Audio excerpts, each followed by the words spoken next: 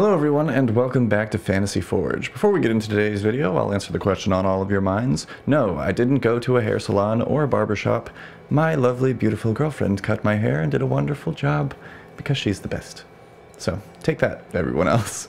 If you like it, that's great. Leave a comment. If you don't, whatever, leave a comment anyway. Or don't. I don't care.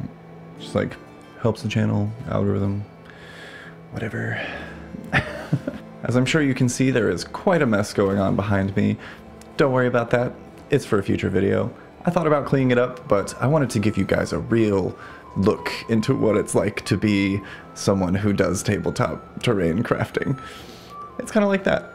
In today's video, we're going to be taking some foam core, some plaster of Paris, a little bit of XPS foam, and a new fancy tool, and making a fantasy cottage for tabletop games. So, without further ado, join me as we make our way to the crafting table and begin weaving some dreams. Yep, that's the take we're using. Nailed that segue. Anyway, I recently bit the bullet and ordered a Proxxon Thermocut hot wire cutter.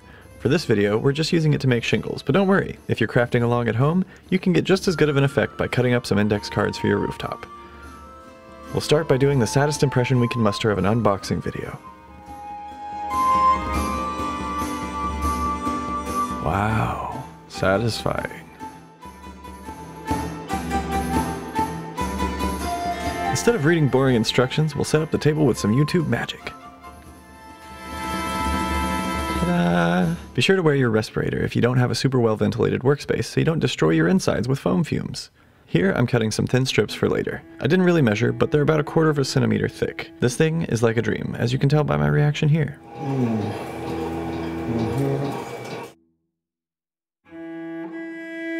Next, we'll take some cheap dollar store foam core and peel the paper from one side. If you watch as much Black Magic craft as I do, you'll know that the dollar store adhesive is pretty weak, which allows for easy access to that good carvable foam underneath.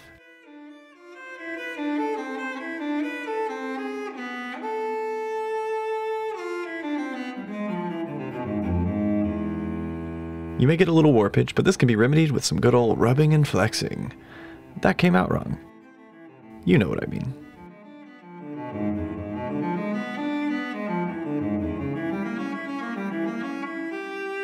Mark a 2-inch tall strip. I game with 28mm minis, and I found that this is a good size for a single floor of a building comparatively.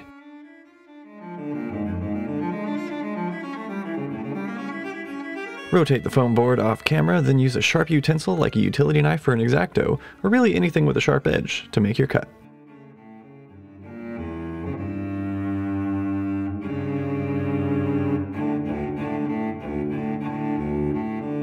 Then, measure out the lengths you want for your sidewalls. I went with 4 inches since I'm aiming for a cottage, not a manor.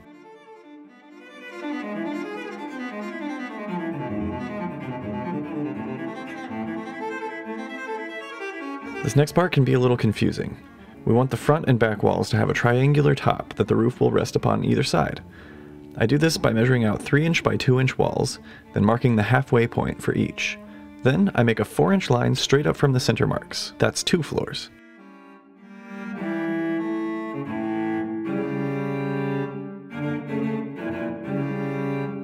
From here, use a straight edge to make a mark from the center line diagonally down to the tops of the walls on either side. In the end, you should get a shape that looks like this. If you don't plan to use plaster of Paris for your build, at this point you should texture these walls with a ball of tinfoil to make them look like stucco. Then it's time to take some hot glue and stick all the pieces together. Be careful if your glue gun doesn't have a cool setting. You could end up melting your foam and turning into a sad panda.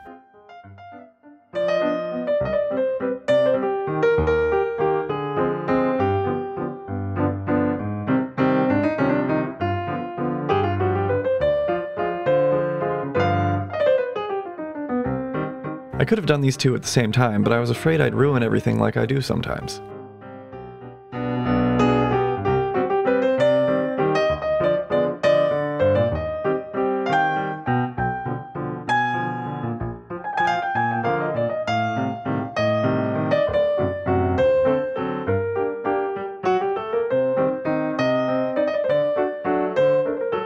Speaking of ruining things, I can see now that my cottage isn't resting flat at its base. Nothing to worry about. I'll just forget that I own a Proxon now and take a knife to the bottom until it's good enough.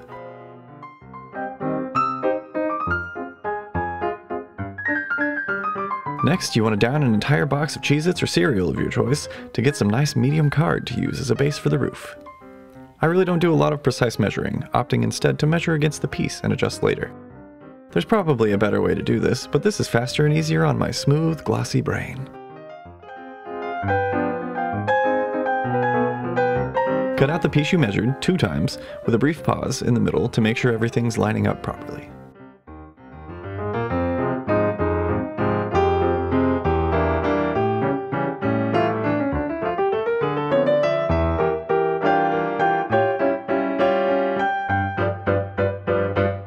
Now, we'll use some more hot glue to fasten everything in place.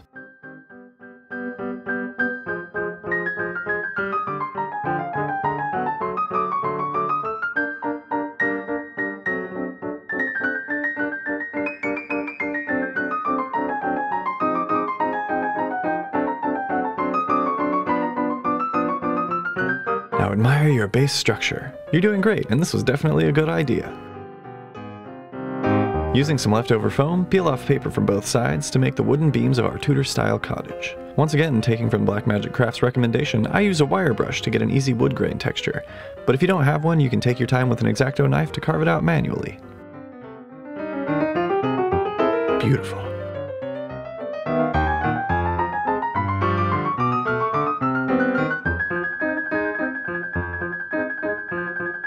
Cut a strip of the textured foam, then measure against your house to place the Tudor-style beams.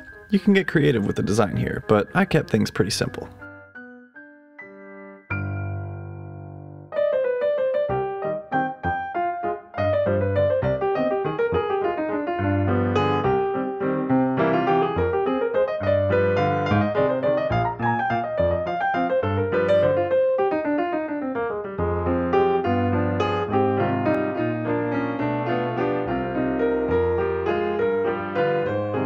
Next, we'll do some loose measuring and make a rectangular door for the cottage.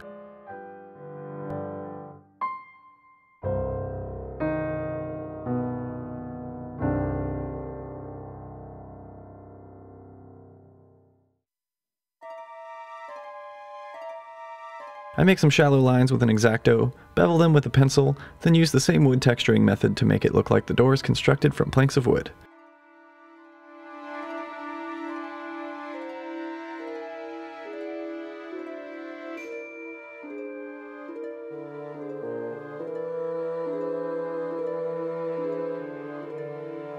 You can use a bit of scrap foam as a tiny doorknob as well.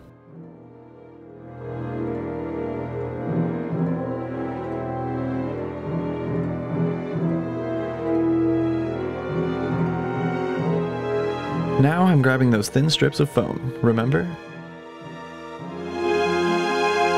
I'm going to texture these with the wire brush, then cut them into shingles of varying sizes for the roof. Be careful texturing, as these thin boys will tear pretty easily.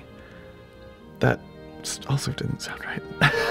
Again, you can easily use cardstock, index cards, or even regular paper if that's what you've got. I've used all of these things in the past, and they each look good in their own ways. Now, it's time to glue those bad boys down for the rest of their lives.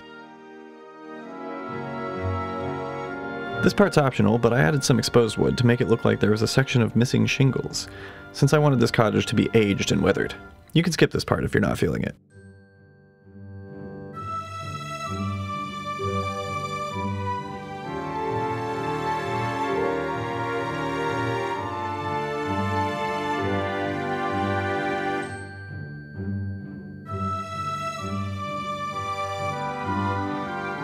For the top shingles, make them twice as long as the others, then make a shallow cut in the center.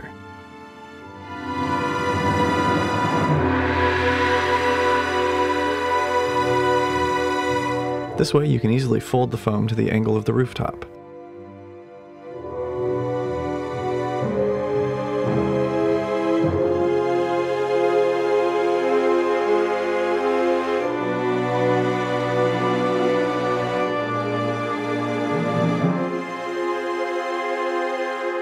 I also went in with the X-Acto to add some texture to these parts I scored so it looks like woods does. I also used the X-Acto to cut out some window holes, then used the remainder of the wood beams to frame them.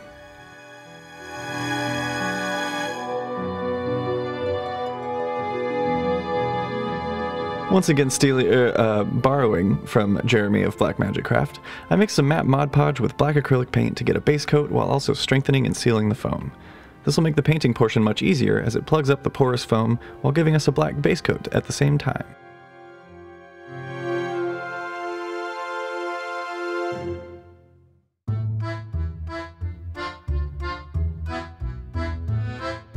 Grab your respirator once more because it's time to use some plaster. Grab a huge bucket, well, maybe a small container for this one, and some plaster of Paris if you've got it. I don't have any mixing cups, so instead I eviscerated a solo cup. Always practice blade safety, kids. I'm a professional, kind of. Scoop out 2 parts of plaster to 1 part water and mix thoroughly.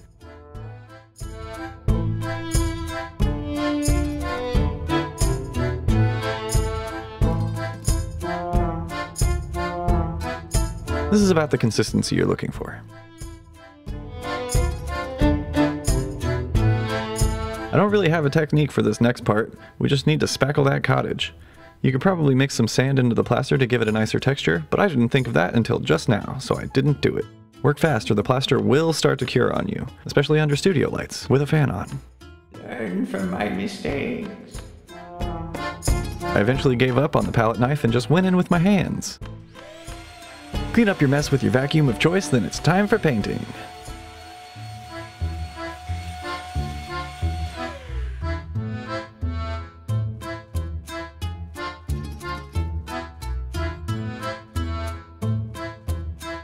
I mixed up a dark brown for the wooden beams, then made a nasty looking brownish yellow wash for the stucco.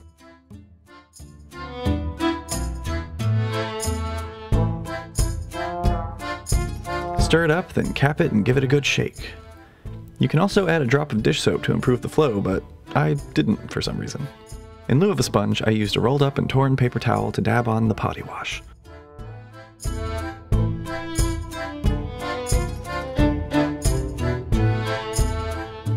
Next, we'll bust out our trusty black salsa wash and carefully darken the roof tiles. Try your best to keep this off the plaster. It will suck up the moisture and you'll be left with some black stains. You can easily hide that with some dry brushing though, so don't worry if your brush slips. Lastly, we dry brush. Dry brushing, if you don't know, is when you wipe the majority of the paint off of your brush using a paper towel or whatever you have lying around until it's nearly dry, and then painting just on the raised edges of your sculpture. I hit the wood bits with a light brown, followed by a more reddish brown, then a light gray to add some age to the piece. This step really makes everything start to pop and is incredibly satisfying.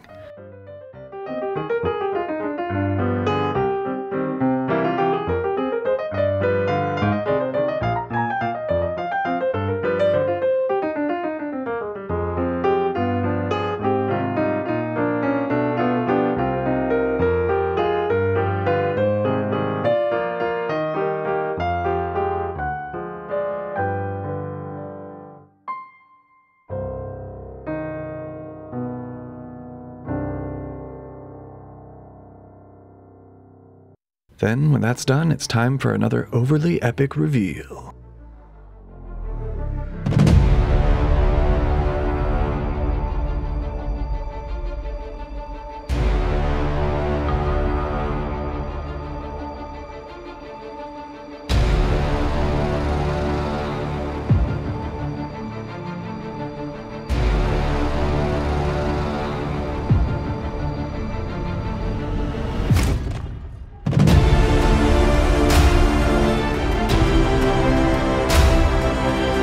Thank you so much for watching this video. If you liked it, subscribe for more tabletop crafting, as well as D&D Pokemon fusions, art, speed paints, and all things D&D. I'll see all of you in the next video, but until then, stay safe out there, adventurers.